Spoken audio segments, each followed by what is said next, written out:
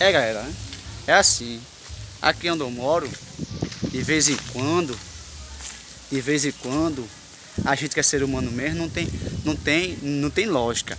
Se você tem uma rua limpa assim como tá essa aqui, gente, tem que ter a consciência de não botar lixo.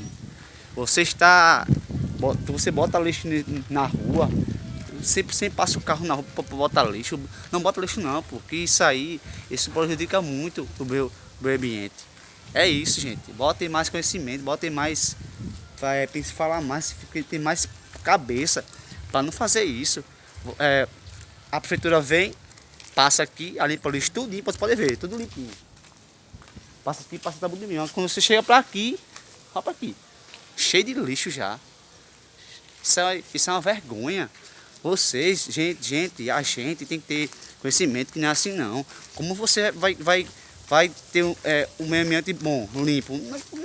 Nem condição. Pelo amor de Deus, gente. Isso é uma vergonha. Isso é tipo assim, um desabafo com você, um desabafo. Caraca, velho. Se você mantém o nosso limpo, não suja não.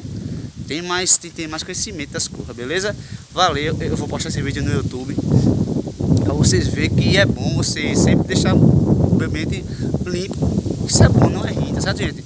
Ó, gente, vai lá no meu canal, dá aquele like, se inscreve lá, beleza? E obrigado mesmo, valeu.